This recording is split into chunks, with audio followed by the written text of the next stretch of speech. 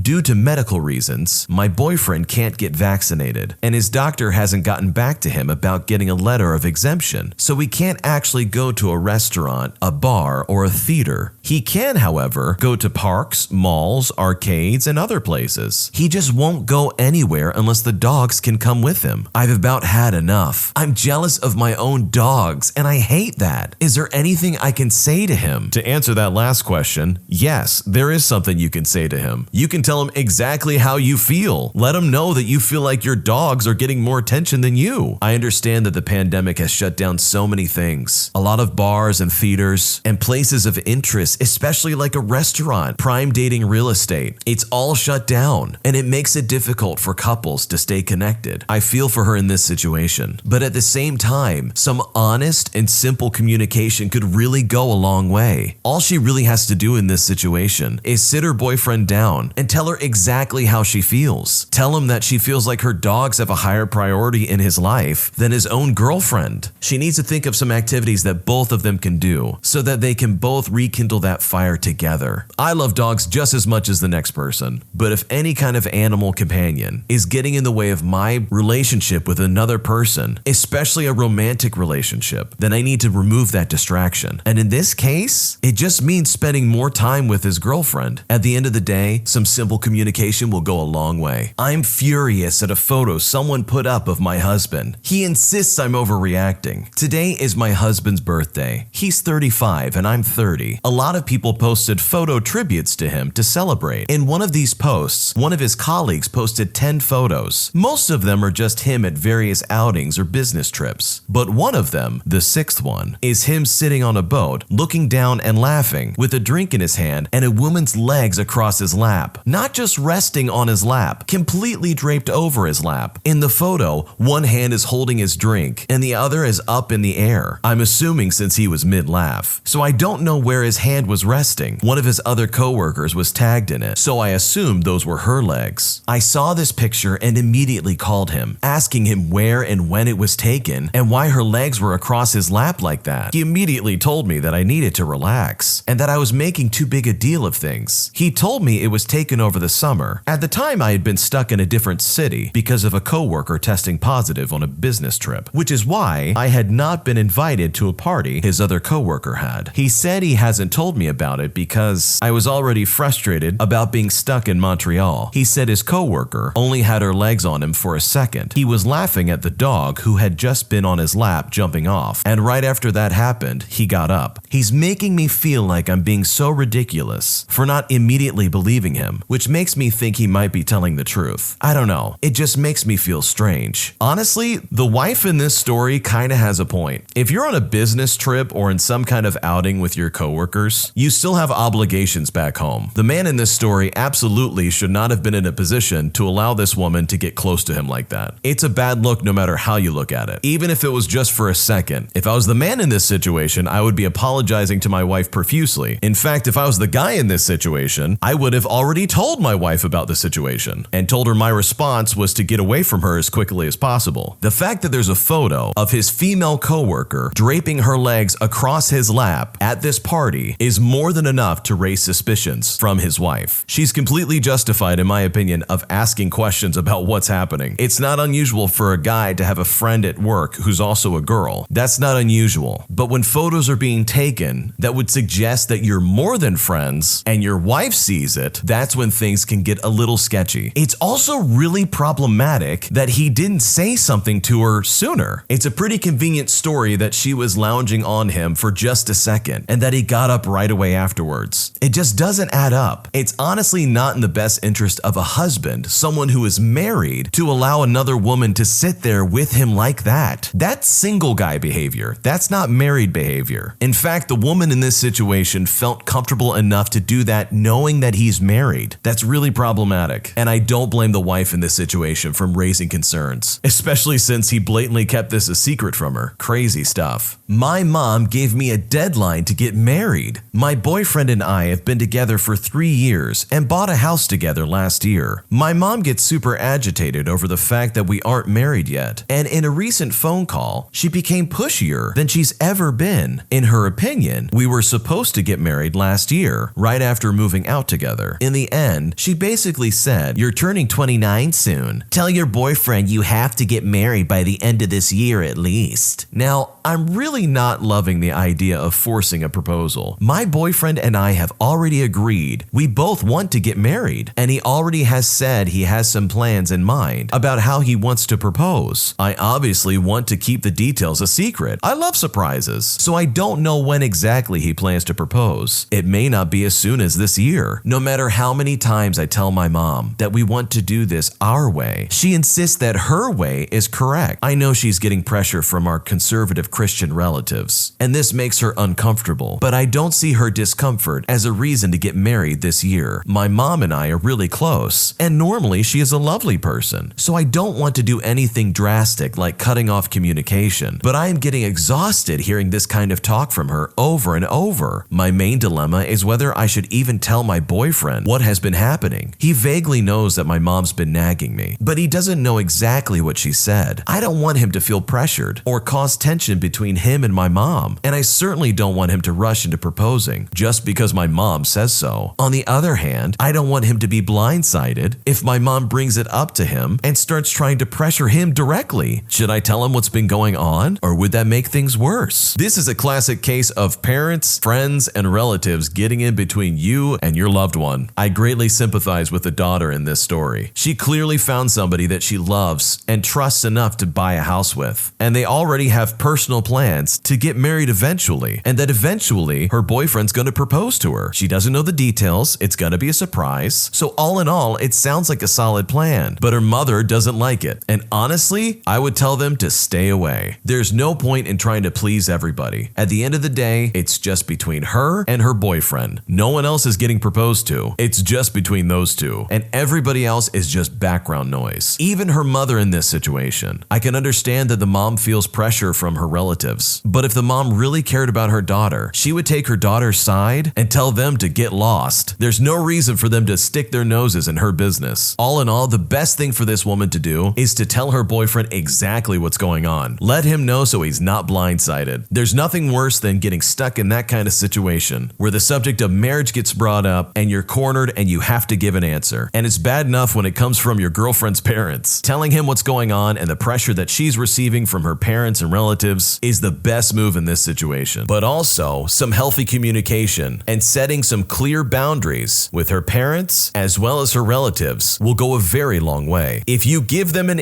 inch by allowing them to dictate when and where you get married, they will take a mile later in your relationship. It's better to set the standard now that your relationship is none of their business. My mother lied to me about my ex-fiancé cheating on me. I was with my ex for 5 years before I broke up with him because he allegedly cheated on me. 4 months ago, my mother told me in front of other family members that she saw my fiancé kissing and getting out of the pub and then driving away with a girl while I was gone for a work trip to a different city. She told me this about a week after once I came back. I confronted him about this and he denied it. Long story short, it was a mess and I broke up with him and moved out. Since she told me this in front of our family, I felt the pressure to end it as soon as possible. A couple days ago, I got into a fight with my mother because she was trying to control my dating life. At the end of it, she told me move out by the end of the week, and she said that she always controlled my dating life at her fingertips because she made me dump my ex for nothing. No cheating, no nothing. Just to show me she can control me. We had a similar fight last year, and she told me she proved me wrong. I moved out of her place the same day and am living with a friend right now. I am absolutely disgusted by her behavior and literally can't believe she would do something like that to me. She called me and apologized for whatever happened and what she did and wants me to come back and live with her. I don't know about that right now. She said she was sorry, and she says that she did it because of all the meds she has been taking, which influenced her decision making. After I found out, I tried to contact my ex, but he didn't pick up, so I messaged him explaining everything and apologized. He read the message, but he hasn't replied back yet. But I hope he does. I also talked to his sister, and she said she'll talk to him. I don't know what to do with my mom. She obviously needs me because she does take medication for her mental health. But right now, I literally hate her. I feel so bad for my ex-fiancé and hope he sees that this is not all my fault. Any advice on how I could get to him? I don't know what else to do. This is insane. This lady's mother lied to her, telling her that her fiancé was cheating on her just to try and get her to break up with him, and it ends up happening anyways. That is such a betrayal of trust. I can't believe she would do something like that, and all with a twisted desire just to control her daughter's life. I mean, how could someone do that? To get in between someone's marriage and to ruin someone's future simply because you wanted to? I don't buy that apology for a second. It seems like this lady is absolutely unhinged, and if I was the girl in this situation, I would stay very far away from the mother. Yes, she needs help.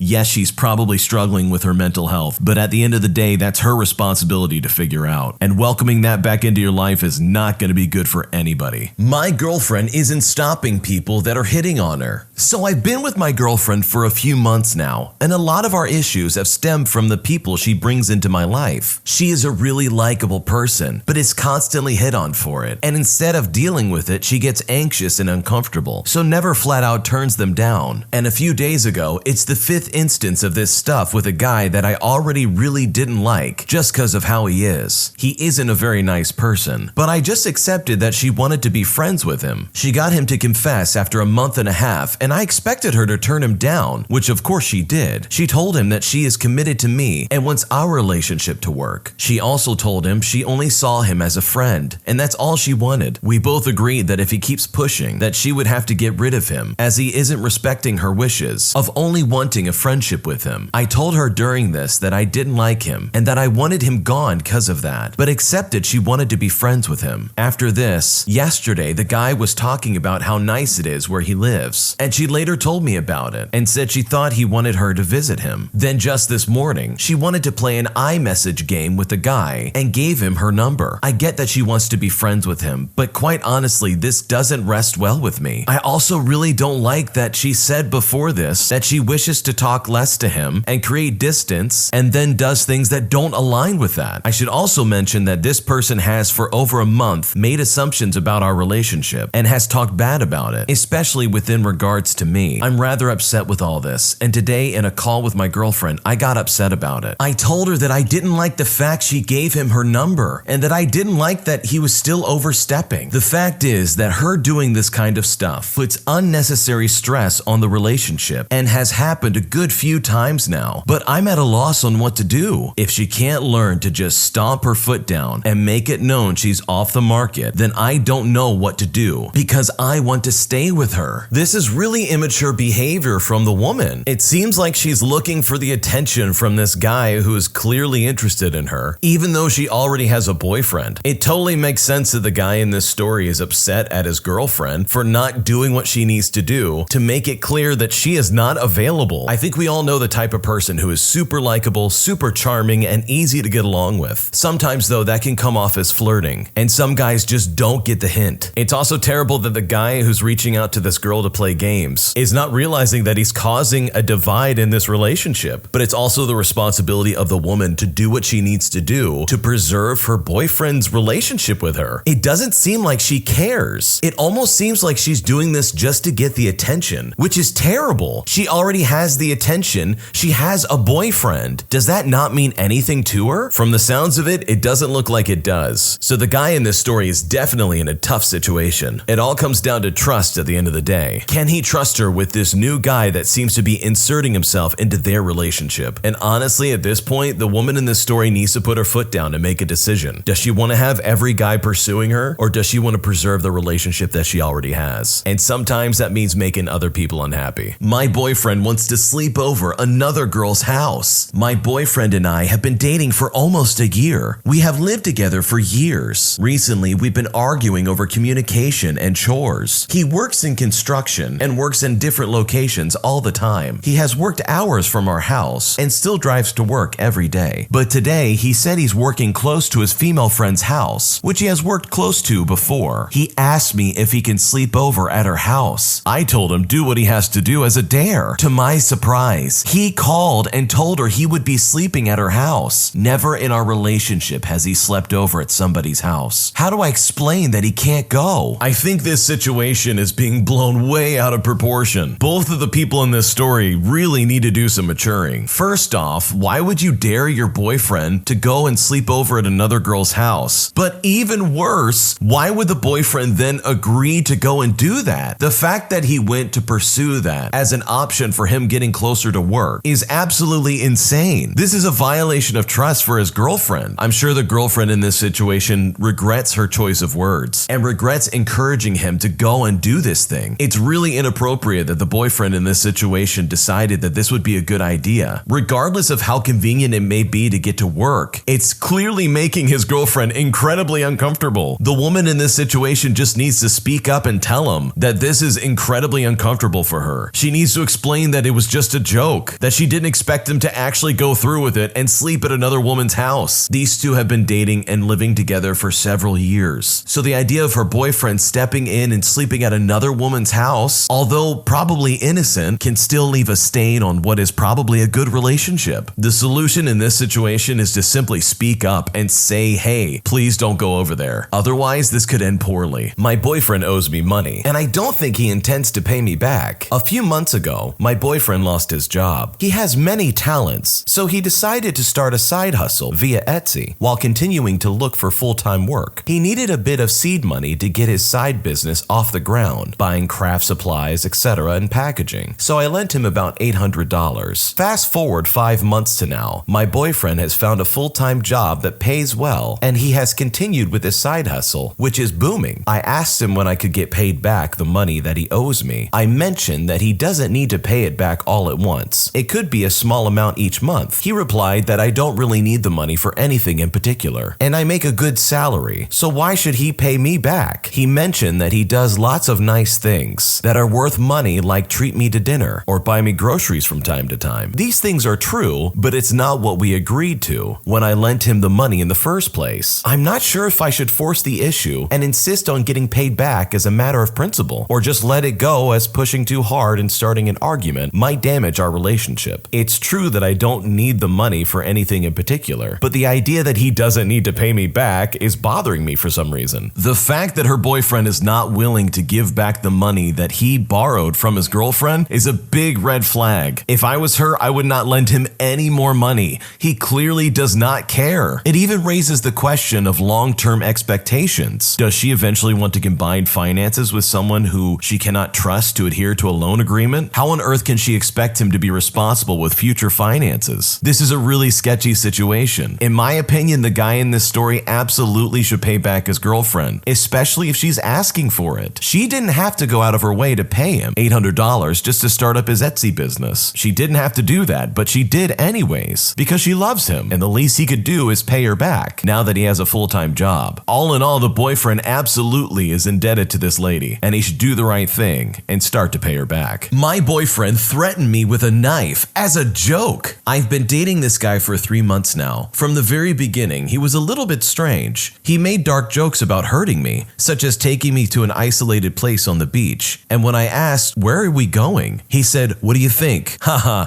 "Oh, I brought you here to unalive you." I confronted him and told him to stop making these jokes. They are not funny and make me feel unsafe. He agreed to stop making jokes and told me I am safe with him, but never sincerely apologized. Since then, he's made hypotheticals about hurting me in the context of discussing weapon laws. Now, just to be clear, these inappropriate jokes were maybe 2% of our interactions. I thought maybe I'm being too sensitive. The rest of the time, he was loving, affectionate, and planned fun dates with me, such as softball and salsa dancing. I felt a strong attraction, and I thought maybe he was just a little immature, but we can still have fun. Now, more recently, we were hanging out by his car outside. I playfully hugged him from the side and joked, "Ooh, I got you." That's when he takes a step back and pulls out his knife. He took the blade out and stared at me for a second and then put it away again. It happened in a matter of seconds, but the threat was there. Now over text, I've become cold and distant. He asks me what's wrong, so I explained to him, "I'm deeply upset that you pulled out a knife for no reason." His explanation was, "Hey, you jokingly threatened me, so I threatened you." I told him that hugging someone and pulling a knife on them are not the same thing. Anyway, I think he is gaslighting me and will become abusive, so it's time for me to never see him again. But I just wanted general feedback and advice. What should I do? This story is absolutely horrifying. The man in this situation is very immature, and this lady is absolutely correct in wanting to get away from him. He sounds like one of those dangerous, sociopathic, narcissistic people. This lady should let everybody in her family know exactly what's going on with this guy. His behavior is far from normal. No boyfriend should ever make their girlfriend feel unsafe. And sometimes people have just got to believe how people are actually acting. People will tell you exactly how they are, and you should believe them. In all actuality, dangerous individuals directly tell people what they'd like to do, but normal people don't listen since the statement seems so outrageous. And that's when terrible things happen. And the guy in this story is saying some very threatening things towards this woman. It's not normal to plot out how you would hurt somebody. That's not normal behavior. There's so many red flags here. There's a difference between having a dark sense of humor and making dangerous, threatening remarks towards somebody. All in all, the woman in this story should trust her gut. Get away and get away fast. I'm in love with my roommate. We've lived with each other for about 5 months, and just recently we've been getting closer. When I'm at work, I miss her, and I can't seem to get her off my mind. I have zero clue if she feels the same way, and I'm not very good at reading emotions. I know it's like an unspoken rule not to date roommates, but I've genuinely never felt this strongly about anyone in my life. We spend a ton of time together, near every day. She's such a big part of my life now, and I want her to be a bigger part of it. My family loves her, and they constantly want me to bring her around. We both sacrifice a lot of time for each other, and I just have no idea if I should stay quiet and not say how I feel and keep a good thing going, or tell her how I feel and potentially risk something with my roommate, and in all honesty, as of lately, my best friend. This is a tricky one because this is a roommate you're talking about. When it's a roommate, it's different because you see this person every day. If things go south, it's going to be miserable where you're living. But sometimes this kind of thing happens. You can fall in love with a roommate, and that's okay. But you have to go about this the right way. If you go about this in a way that's creepy or weird, it's only going to tarnish what good friendship you may already have. There's two sides of this coin. You can either say nothing and just let things play out as they will, or you can take your shot and say, hey, at least I tried. It's better to get rejected knowing that you gave it a try than to say nothing and feel terrible when she brings home another guy. On the other hand, this could potentially ruin the relationship you have with this person. This could very well be the thing that absolutely turns her away from you. And I would say that the chances of this being an awkward situation are much higher because they're roommates. If they didn't live together, it would be a lot easier for this type of relationship to develop, just like any other one. But because they probably share the same wall and the same bathroom, it would be a little strange for them to start dating. But who knows? Other people have made it work before, and it ended up being a long-lasting relationship that eventually turned into a marriage. You never know what's going to happen. So I say go for it. But what do you think? Leave a comment down below. My best friend's prank went way too far. My best friend of 12 years called me after work, crying and yelling. She said her boyfriend hit her. She hung up and didn't pick up when I called her back. I called the boyfriend, and then he picked up the phone and started acting crazy. At this point, I'm panicking and trying to convince the boyfriend to let her go home. After talking to him for a while, he said okay and hung up. I call her phone again, but she didn't pick up. After 10 minutes, she called and said it was all just a prank.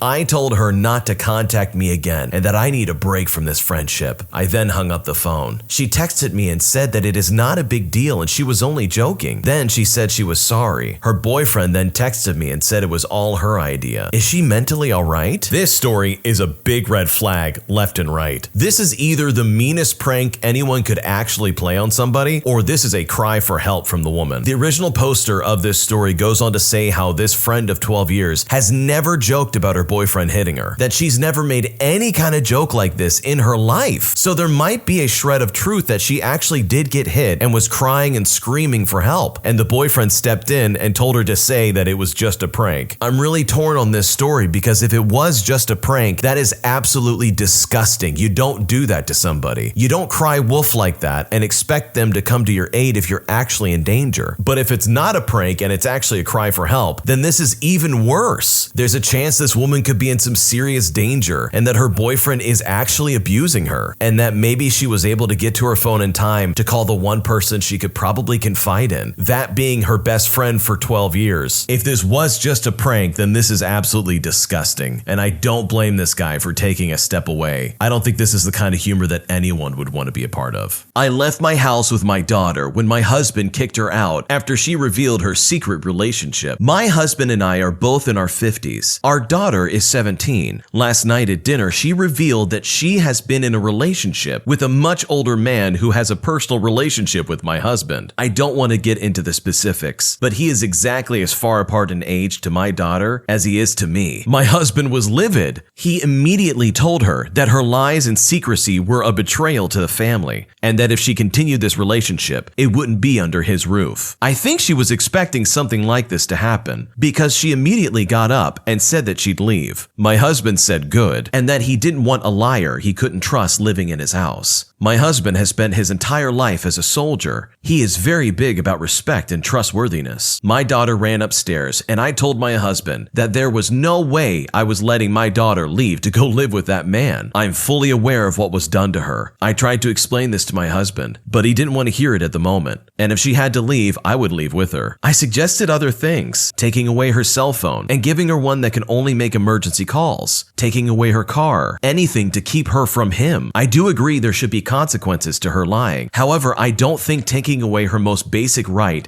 shelter, is the way to deal with this. My husband disagreed with me and told me I was being too lenient, that we were setting a bad example for our other daughter. Because of this, I left with my 2 daughters and am now living at my mother's house. I'm looking for a younger person's perspective because almost all my friends disagree with my decision and agree with my husband. To be clear, I told my daughter under no means can she communicate with this man, and that even though their relationship is not technically illegal, it was still absolutely unacceptable. I am not allowing this relationship. I am just not allowing my daughter to not have a place to live because of it. The daughter in this story is having a relationship with a personal friend of her dad. That is crazy. The age difference alone makes this unbelievably unacceptable. There is a fully grown adult having some kind of a relationship with a 17-year-old girl. If you're not aware of what that's called grooming. This is a horrible thing that happens to young teenagers, where an older person takes them under their wing, whether as a relationship or a supposed friendship, just to groom them until they're 18, and then they can do whatever they want with them. This is disgusting by all stretches of the imagination. The daughter in this situation, I don't think fully realizes what's going on and the danger that she could potentially be in. This is a very serious problem, especially online, where people can get in a relationship with someone and not know the full details. I would be daring enough to say that no 50-year-old has any business trying to date or be in a relationship with a 17-year-old. You can date people younger than you. I would understand if a 50-year-old reached out to someone in their 30s,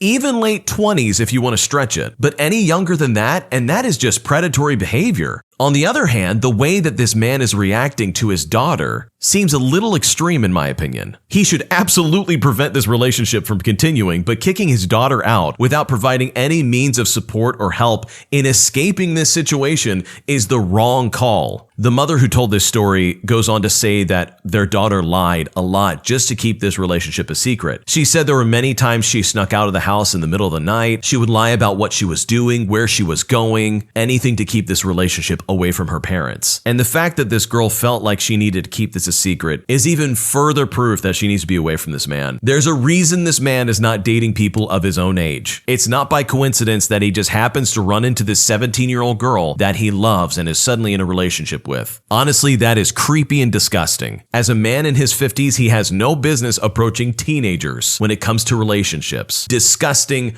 unacceptable. When it comes to the mother in this story, I understand where she's coming from. I would never want my daughter to be left homeless because of a bad decision that she made. And that's what this is. It's a terrible decision. The father in this story definitely went way too far and he needs to roll it back. In my honest opinion, this is a messy situation. But when kids make mistakes, it's your responsibility as the parent to step in and support them. You got to help them correct it, even if it's a really bad decision like dating someone in their 50s. This is a messy situation, but with some support from her parents, she could make it right. My girlfriend ribbits like a frog. I've been dating my girlfriend for about a year and a half. Everything has been amazing and I'm so in love with her. But when she got more comfortable around me, she began burping and farting. This is all fine and normal, but her burps are strange. She only recently started burping her real burp, which is almost a croak or a ribbit like a frog, on top of a normal burp. Like she literally screams while she burps. Every time I bring it up, she gets weirdly defensive, saying things like, "Why do you care?"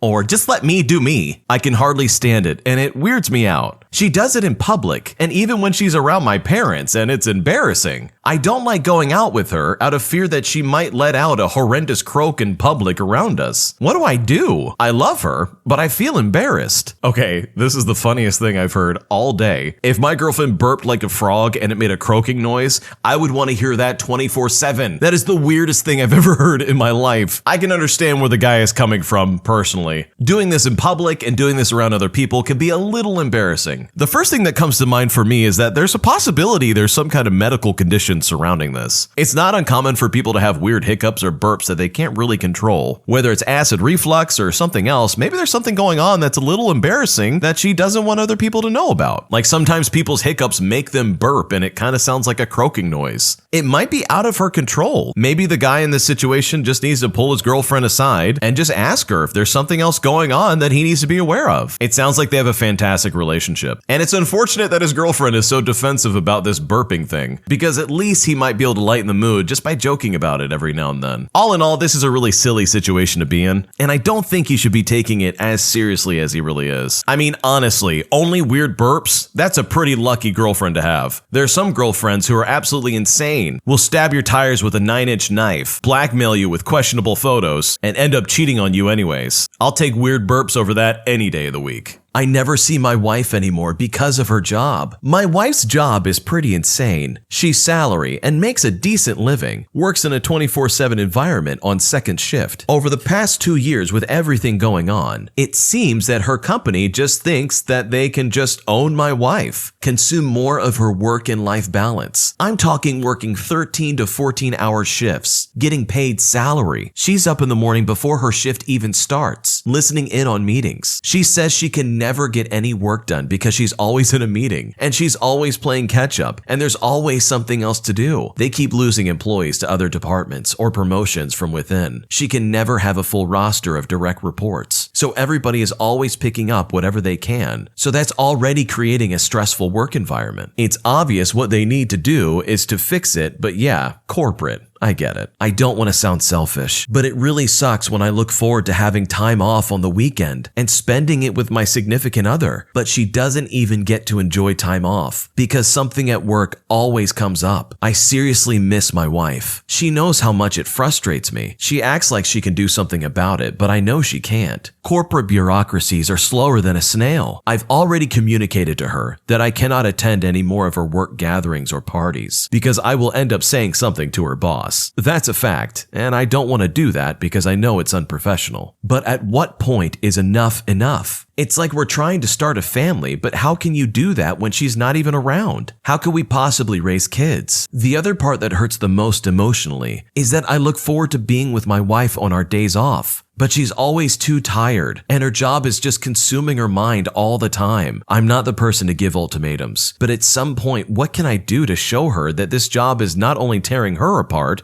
but also me? She doesn't deserve what they are handing to her at work. I just know if the roles were reversed, she would be really unhappy with me. What should I do? This is a tricky situation because this guy has a wife who is clearly super successful. You don't get to a salary position with this level of expectation and responsibility without doing a few things right. And from the sounds of it, his wife is obviously a star player. She's exactly what they're looking for. And so because of that, she gets a lot more responsibility. But in effect, it now has taken so much time away from her husband that they don't have time to do anything. No time off, no quiet moments together on the weekend, nothing. And from the sounds of it, they want to try and have kids, but how on earth could they have kids if this is the schedule that his wife has? I think in all honesty, they really need to reassess where their priorities are. If you want to have kids, you better make sure you have time for them. With the schedule that's being described, I just don't think it's wise to have kids right now. You got to make sure you have everything planned out, because one of the parents is going to be absolutely overwhelmed and get even more frustrated once kids are introduced into an already extremely busy schedule. I don't blame the husband for feeling hurt that his wife is never around. It's obvious that he's super proud of her. The way he describes her is obviously coming from someone who's proud of his wife. But I agree with him. When is enough enough? How much farther up the ladder does someone have to go before they realize that they left everybody behind? And I fear for their marriage. If I was the husband in this situation, I would tell my wife exactly how I feel. I would say I feel left out. I feel completely put in the dark. I miss being around you. I miss having any time with you. I miss you being energetic and full of life. Because right now, it sounds like this job is sucking the soul right out of her. And eventually, it will consume this marriage. My friends made it very clear that we're just friends, but she gets upset anytime I mention another woman. I am very close friends with a girl. I seriously do not know what to do though. A long time ago, I developed feelings for her, but she rejected me and has always been pretty clear that we were just friends. We go out a lot together. We go on day trips, meet up like every week, and have a lot of meaningful conversations together. When we're together, she actively goes out of her way to keep things just friendly though, so I do the same. I'm basically a good friend for her, like she wants me to be. She never states she wants something more though. She sometimes acts flirty around me, but then backs down when I return the flirting. She also actively talks about other guys and tells me she thinks she'll be single forever and that she still needs to find the right person for her future. This makes me hurt and annoyed because she knows how I feel about her. And I just think it's a bit rude to say that to me. I'm not pursuing her. She always comes to me and I'm a good friend to her like she wants me to be. But why the need to bring up things like that? Yesterday we were out and I mentioned another friend was going to check out an apartment with me. This friend of mine is a girl. After saying this, I noticed she became upset and pretty uncomfortable for the rest of the night. But what am I supposed to do? She actively keeps shutting me down for no reason. She clearly wants to be my friend and she mentions a lot that I'm very important to her. But the moment I mention another girl, she gets all upset. It's like she expects me to give her all the attention, but doesn't want to return anything and just keeps calling me a friend. How am I supposed to even comprehend this? The woman in this situation is clearly just using this guy to get attention. Like the moment she gets a boyfriend or she doesn't need him for validation anymore, she will either ghost him or put him on the back burner. If I were him, I would absolutely stop hanging out with her. She clearly does not appreciate him. I understand if someone is not interested in you, but to put on this front as if you are by being blatantly flirty and then getting upset when they return the flirting is crazy. It's very backwards, and it looks like a ploy just to get attention instead of trying to harbor some kind of genuine friendship. And the guy has every right to talk about other girls. I mean, they are just friends, right? Or does the girl in this situation feel like they are more than friends, but is putting up walls to prevent that from happening? It feels like this woman is trying to play both sides of the fence. It's like she wants him coming back for more, but she doesn't want to have a serious relationship with him. She wants to be able to bounce ideas and boys off of him, but she doesn't want to hear about girls that he's interested in. The guy should absolutely get away from her. Keep her as an acquaintance, if anything, because this is an emotional vampire that's going to ruin his life if he doesn't get rid of her quick. My girlfriend goes out partying and forgets it's my birthday. My girlfriend and I have this tradition where we stay up on each other's birthday nights and wait for the clock to hit 12. When it hits midnight, we get on a call and wish the other person happy birthday. We've been together 4.5 years and have been doing this since our first birthdays together. My girlfriend and I are both in college and don't get to see or even speak on the phone with each other often. So I was hoping that we would get to have a decent amount of time to speak when the clock hit 12. For some context, my birthday lands on a Tuesday, and we would be doing our little thing on Monday night. Earlier Monday, she tells me that the frats at her school are doing a party event week, and today, Monday, she would be going with her friends to party, but would still be able to call or text when the clock hit 12. I was a little weary, but cool with it. Flash forward to Monday night. I get back from work at 11, and I'm excited for my birthday. Eventually, it hits 12 o'clock, and I get flooded with birthday texts from all of my loved ones, except her. But I would like to think I'm a reasonable guy, and didn't care too much. She's at a college party after all. After 30 minutes though, I got a little confused and upset. But I get it. After almost 2 hours, she posted on her Snapchat story, her and her friends surrounded by frat dudes. For some reason, that just really upset me. I know it shouldn't have, but I just feel hurt. Without thinking, I swiped up on her story and said, by the way, it's my birthday. I know it was childish and petty to do that, but it just hurt that she would forget. This is totally reasonable for the guy to be feeling this way about his girlfriend. I mean, if this is a tradition that they've been doing for,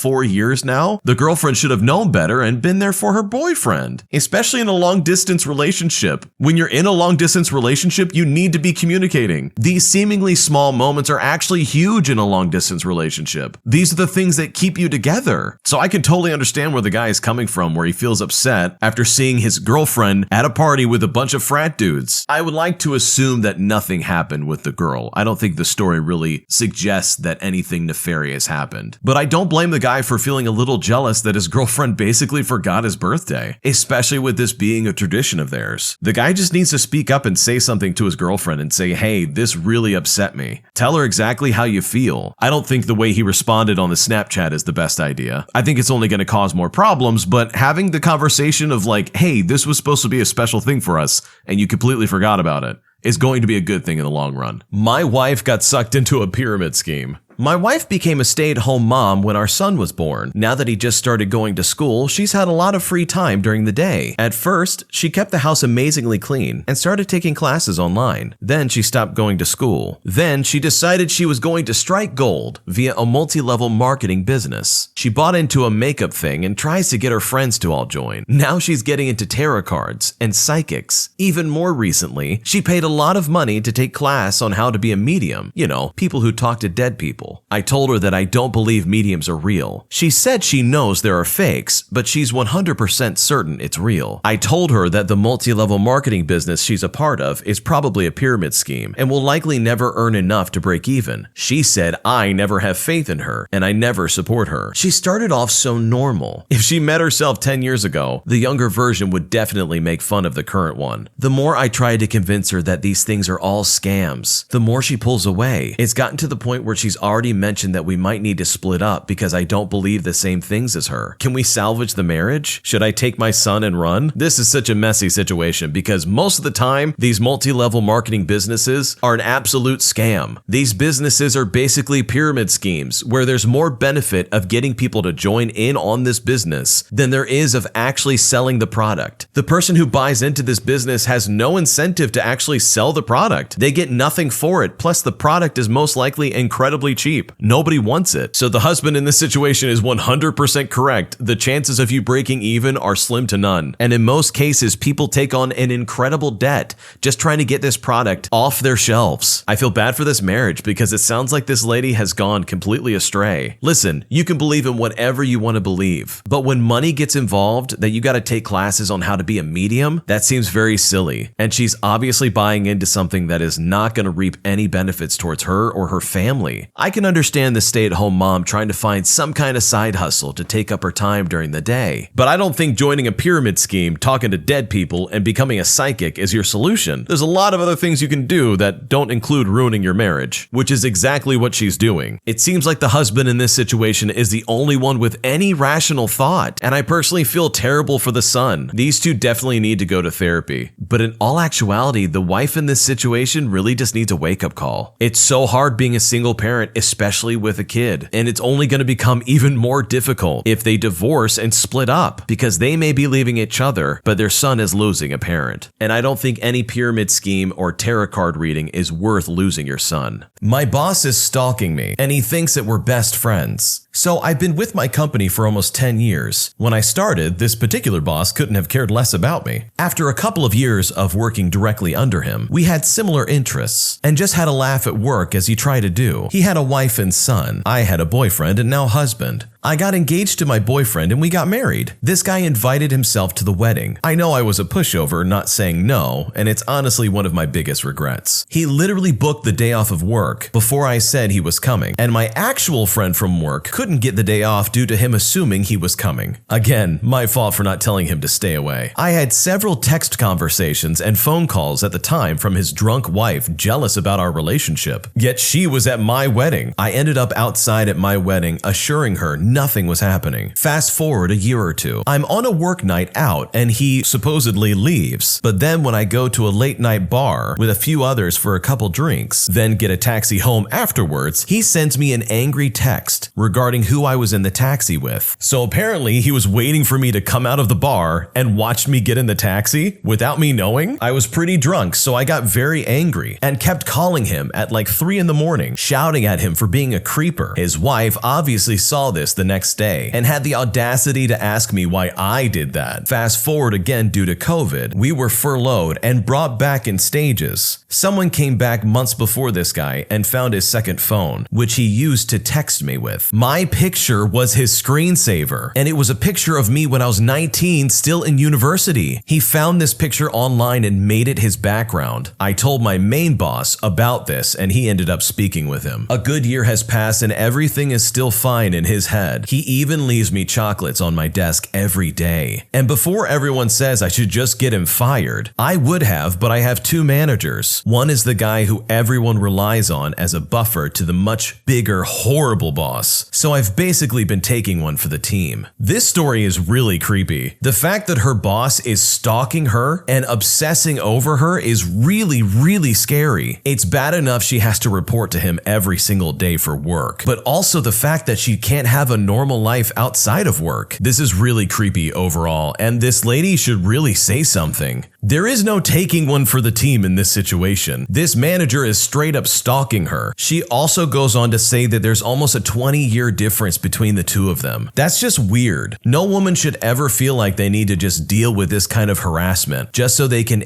appeal to their coworkers while also trying to keep the peace. There's no peace in this situation, not in her life. She needs to say something and report him for being super creepy. It's bad enough that his wife is not doing anything about this. In all actuality, she needs to get documented proof of all this. Write everything down with timestamps and all, and bring this to human resources. This is not a game. This is something that's very seriously weird, and no woman should have to deal with that in the workplace. It's easier said than done because sometimes work dynamics just completely prevent women from having a voice, but I really hope she finds the help that she needs and gets away from this creepy stalker boss. My roommate smells awful, and I don't know how to bring it up to her. We're friends and we live together, together. She's kind of one of those naturalist women who doesn't shave her pits or legs or anything, but she has a fairly professional job where it's unacceptable to have body odor. Every morning when she comes out of her room, she smells absolutely terrible to the point that I need to hold my breath. There's also a smell coming from her room, similar to her body smell. I don't care if her room is messy, but I care that it smells out into the hallway when her door is open. She has plenty of time to shower. She's home from work at like 3:30 in the afternoon. She's very nice, and we have a zero drama relationship. So this is a super awkward topic, and I really don't know what to do about it. This is an awkward situation no matter how you approach it. Having a roommate or somebody close to you that smells bad is not something that's going to be easy to talk about. I personally had a coworker who smelled like absolute hot garbage on a daily basis. It's like they wake up and roll around in a landfill and then come to work. It was awful. We had people complain about this constantly to our manager, but she did absolutely nothing. Do you know what her solution was? Giving us air fresheners to spray around the office, somehow trying to combat the stink and smell that was coming off of this person. The smell was overpowering, and it was hard to breathe sometimes. So I feel for this person in this story, because at the end of the day, something has to be said. If you don't, it's only going to get worse. Or the opposite could happen. You could get used to the smell, and then eventually, you probably won't smell anything anymore. But that's a threshold that probably takes months to figure out. In all honesty, you gotta sit her down and be straight with her about the situation. But telling her to take a shower more or just to bathe more probably isn't going to cut it. You need to let them know that, hey, your entire living situation is gross. The house smells bad because of your poor hygiene. And sure, some people have different habits and they have different ways of living, but this is one of those things that someone has to be aware of. And I think her chances of actually having a good conversation with the roommate is good, mostly because they're already friends. The person who posted this story describes that they have a zero drama relationship. So if I were to guess, they are probably on very good terms with each other. So I think having this honest of a conversation is not going to ruin what friendship they already have. Sometimes, even if it's something that's super awkward and silly, it's super important to set boundaries. And hygiene is an honest boundary that anybody should be able to approach. But you have to approach this carefully. If you do this in a way that's rude or obnoxious or aggressive, it could really turn your roommate away from you. And it could make what once was probably a good friend into a very serious enemy. And worst off, you gotta remember, you live with this person. So whatever you say will definitely have an effect on the living situation. 2 degenerate friends asked me to get them jobs where I work, but I just don't want to. So for context, I've got these 2 friends. Let's call them 1 and 2. 1 and 2 have been inseparable best friends since kindergarten. They're both extremely lazy degenerates that rely on everyone around them to get by. They usually get parents to take care of their responsibilities. Neither of them have ever had a job before. Neither of them have even had an interview before. Neither of them have actually ever made their own resumes. I became friends with 1 and 2 about 8 years ago, but I've drifted from them the last couple of years because of certain social group situations, to say the least. 1 and 2 have some weird codependence on each other. Whatever one of them is doing, the other has to do it as well. Recently, 1 and 2 decided to get a job together. Since neither of them know how to make resumes or apply anywhere or how to conduct themselves in an interview, they turned to their parents for work at their businesses. They were soon after fired for doing such a poor job and not listening. I heard 1 and 2 sides of the story, and my God, they are naive. They think they can't be in the wrong. They applied in one place together but got rejected from it, so they've given up and come to me for a job. I'm a manager of a fast food restaurant, and I absolutely love my job and the people in it. The people I'm friends with there are all so good at their jobs and wonderful people. As a manager, I get certain perks, like being able to vouch for people in the application process to get them a job. This is a fact I wish I never told 1 and 2. I don't want my work life and my outside life interfering with each other. I have 4 friends at work who I see outside of work regularly because they're part of my friend group and I love working with them. But I know if 1 and 2 get jobs at my workplace, I'll start hating work. 2 is an introvert with no common sense at all. We have people like that where I work, but the good thing is I won't have to see them until they get another shift. With 2, he'll be expecting me to talk to him for my entire shift. 2 is the more manageable one. My problem is really with 1. 1 is an idiot, completely naive to people's feelings, and he acts like everything is his. He also made the mistake of showing me his true colors when he bragged about having personal relationships with a girl he knew I'd fallen for. If 1 and 2 get jobs at where I work, I know it'll be a living nightmare for me. Everything is perfect right now. I love my friends at work, and I don't want it to be split by these two lazy degenerates. I don't even know why I'm friends with them anymore. I know it's a very selfish thing to say, and I don't have a say in where someone wants to work or who I work with, but I really can't handle being around 1 and 2 for longer than I have to. How do I go about not getting them jobs? It sounds like to me that the person who's posting this story is stuck between a rock and a hard place. Somehow he found himself between two people who are clearly lazy and have no responsibility in life. The worst part about it is that these people sound like they should know better. There's no reason they should be this lazy and absolutely uncaring of those around them. If anything, I think the answer is very simple, even if it means you have to offend them. I personally would say that it's time to cut ties with these guys. They clearly are not any good for anyone around them. They have no discipline and no motivation to do anything on their own. They're just looking to get by, and that's going to be at your expense. And when it comes to people like that, you have to put your foot down and think of yourself first. This poster who works at a fast food restaurant as a manager clearly loves what he does. And good on him, because those jobs can be stressful. And the last thing you need is for it to become more stressful, especially when a good thing is happening. So I don't blame him for having the apprehension. But even if it means that he can no longer be friends with these people, and they no longer like him, which by the way might be for his best benefit, he needs to say, no, I'm not going to help you get this job. If anything, he needs to be completely honest with them and say, hey, I don't want to be friends with you anymore. There's nothing wrong with cutting ties with people who are clearly toxic and have no good intentions. There's nothing wrong with that. It's okay to take a step away from people. And I'm not just saying ghosting somebody. I'm saying like absolutely putting a line in the sand and saying, I don't want you near me. I don't want you at my work. I don't want to see you on social media. I don't want anything to do with you. The people that are being described as the degenerates in this story, they're probably the type of person who's going to make a bigger deal out of this than it should be. And you know what? That's okay. Who actually cares? What's the worst that could happen by saying, no, I don't want you in my life? They'll probably post something on social media. They'll probably be upset and say all these terrible things about you. But you know what's going to happen next? They're then going to go to some other friend and try and get a job at their place. So I would much rather endure this short season of criticism and hate instead of taking away from the long-term happiness of my employment. And the guy in this story clearly is happy with what he's doing, and he should not sacrifice his friends at work just for these two degenerates. My boyfriend is living in absolute filth. My boyfriend comes over to my house as he lives in residence at the college, and they don't allow guests. Everything is all fine and dandy, except he will not clean up after himself. He makes food, leaves dishes in the sink, even though I've told him to put it in the dishwasher multiple times, can't hang up his towel after a shower, and leaves food on the floor where he eats by choice. I don't know why he's sitting on the floor. I guess he just finds it more comfortable. I've had to recently tell him to stop eating in my bedroom because he's gotten food on my duvet multiple times and won't even tell me. He got upset complaining about having to go downstairs to eat and watch Netflix because he wants to lie in bed. Now he's mad because I asked him to A, put his dishes in the dishwasher, B, hang up his towel, and C,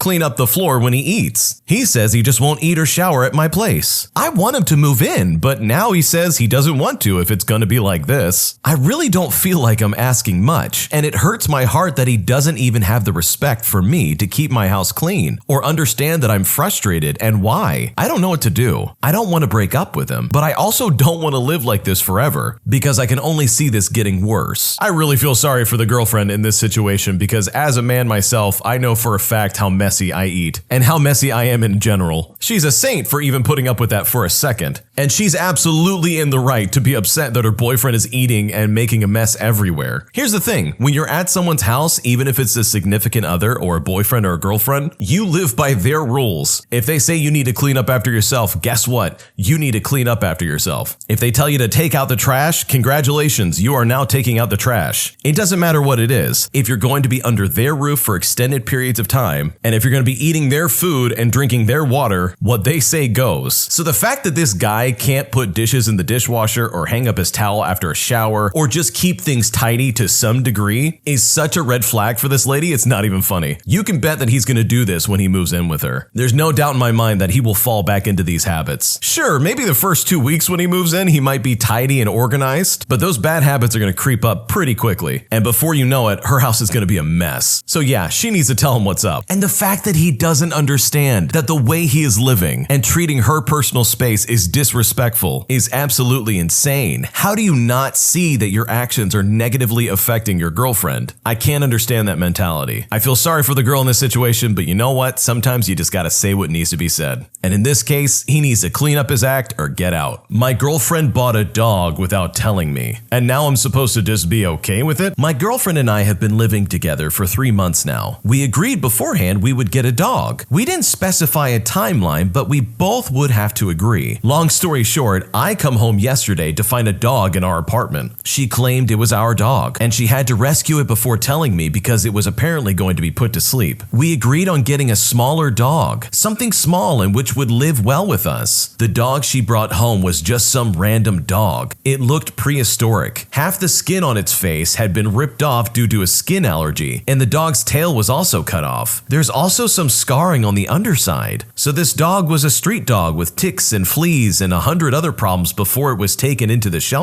Apparently, the shelter made this dog out to be wronged by the world, and my girlfriend had to adopt it. I'm really upset with her. This dog isn't a kid. I wanted to choose the dog we got. I'd have liked to at least visit the dog before bringing it into my home. I won't lie, it's god-awful ugly, and I don't want it. I told her and she got really upset and called me heartless. I feel bad now, but this dog is really ugly, and with all of its issues and the types of food it needs to eat, I want no part of it. How do I tell her more appropriately to take the dog and return it? Personally, there's a bigger problem in this story than just not liking the dog or thinking that it's ugly. The bigger problem is that the girlfriend made a very big decision with this relationship without consulting him first. She doesn't have to ask him permission to do whatever she wants, but if you're going to bring some other living being into your life like a dog, this needs to be a mutual decision. These two live together. They have been for 3 months. That's more than enough time to have some type of expectation with routines and what to expect out of each other. And I'm sure the last thing this guy expected was some butt-ugly dog sitting there on his bed. And sure, the dog needed to be rescued, and I don't doubt that this dog probably has a good heart, but it's probably especially insulting for the guy to not have had any say in the matter. He wasn't even considered when this dog was adopted. It seems like the girlfriend just got played. It also seems like the girlfriend has been doing this for a while. Who just randomly comes home with a dog? I'm pretty sure she would have had to have been at the shelter already looking for a dog because she wanted one, and the people at the shelter pretty much tricked her into getting this dog that they probably had no idea what to do with. And sure, some dogs are just incredibly ugly, but they can still be loving companions. And I don't doubt that this dog is that, but I don't blame the guy for not wanting any part of it because it's not his dog. He didn't choose this, the girl just chose it for him. And yeah, you can take care of a dog that's about to be put to sleep, but that's gotta be your decision. It can't just be thrust upon you, and it's also not appropriate to then be guilt-tripped into trying to keep it. This guy has every right to be upset, but I think more so, this is a really bad red flag. This is a major decision that requires both parties being involved. If she felt like this was okay, then he's going to be facing a lifetime of her making big decisions for the both of them because she had to. It's really unfair to be put in this kind of situation, and big decisions like this definitely need both parties involved. It's insulting not to involve the boyfriend, and I don't blame him for being upset. I think my girlfriend slept with my dad before breaking up with me. My friend, who was doing an internship in a hotel, told me that he saw my girlfriend and my father at the hotel. I assumed I was with them too. I didn't believe it, but I checked my dad's Google Map history and he visited the hotel. He was being a little touchy with her, like touching her shoulders and her arms, etc., and complimenting her. I didn't think it was weird because it looked casual. We were in a relationship for 3 months. My girlfriend lied about where she went that day. She started ghosting me for a few weeks before breaking up with me after that day. I don't know. Should I confront her or my dad about it? Ask them indirectly in some way? She is 17, but here where I live, the age of consent is 16, and my dad had dated a few women after his divorce. I don't care who he dates or sleeps with, but it made me uncomfortable and mad. So it sounds like the original poster of this story is between a rock and a hard place. This is a terrible situation to be stuck in. The fact that your girlfriend and your father have spent some intimate time together is absolutely devastating. The writing's on the wall. This probably happened. I mean, if you figure the Google Maps history, his father acting weird when he was questioned, his father getting a little too close with his girlfriend, as well as his girlfriend ghosting him for a few weeks before breaking up with him, all after this situation was brought to light, is pretty condemning if you ask me. And what on earth is this man's father doing around a teenager? teenager. If you're a grown adult with children, you have no business being around teenagers. I don't care who they are. It's not okay. Let alone going after your son's girlfriend. And to make it even worse, the girlfriend going after his father. Both of these people are terrible people across the board. His father's a terrible person for even engaging in this act, and his girlfriend is clearly not loyal. He is much better off without her. The writing is on the wall that this 100% happened, and it is absolutely unfortunate that this man had to get in the crossfire. How do you even approach that? It's not like he can just go up to his father and say, hey,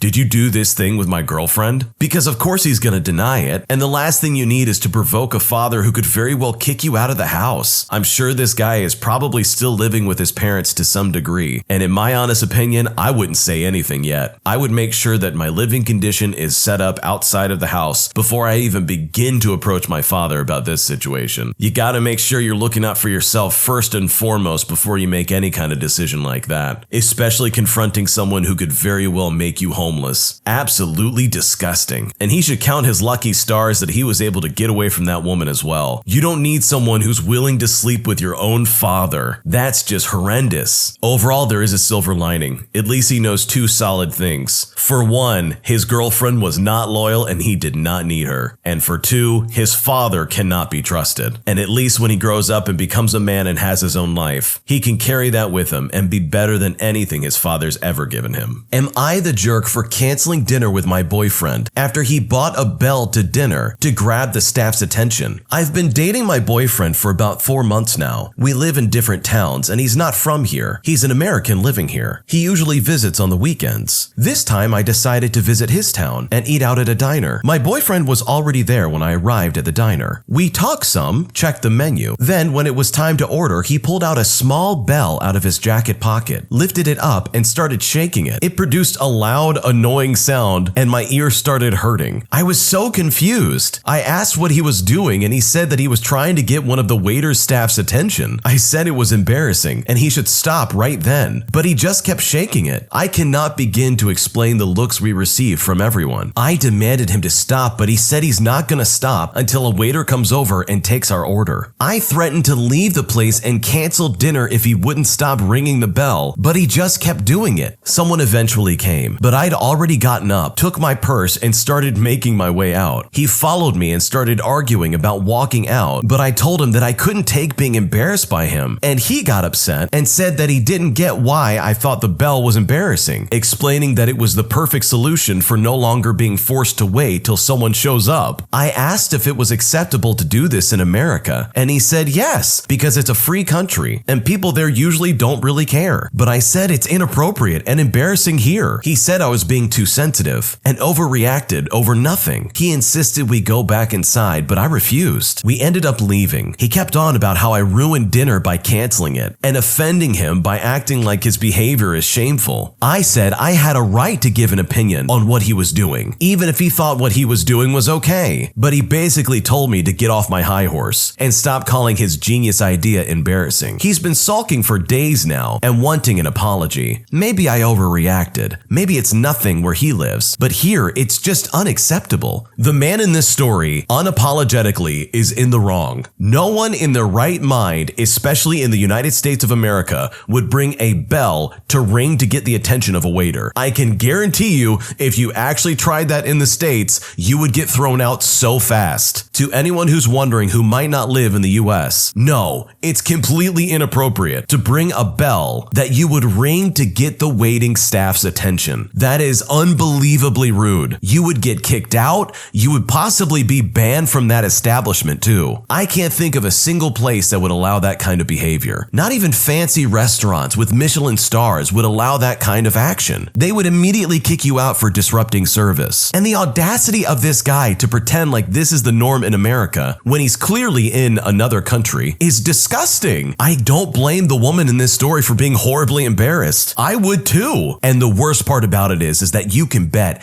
everybody else in there was judging that table when that was happening. No one else brought a bell to dinner. It's bad enough that waiters have to deal with Karens on a daily basis, but this is a whole nother level of Karen that I've never even seen in my life. This is super Karen status, and that is not something you want to aspire for. My crazy ex-boyfriend thinks we switched bodies. I don't even know how to start this. So we hung out on his birthday, and I was getting weird vibes from him. It made me uncomfortable, so I told him. He angrily tried to convince me that he wasn't being hostile by being more hostile, so I left and broke up with him the following day. The following days consisted of my sister receiving strange emails every few days telling me to give him back his body. I thought it was funny at first. I thought maybe someone was playing a prank on me, but it turned out to be him, and he threatened me, claiming he would hurt me if I didn't give it back to him. He claimed that he hadn't been the same since the relationship ended, that I was happier than him, and that I ruined his life. I was so confused. I blocked his phone number and emails ages ago, but he knows my address. I spoke with the authorities and they say there's nothing they can do about it. So this guy thinks that his ex-girlfriend somehow stole his body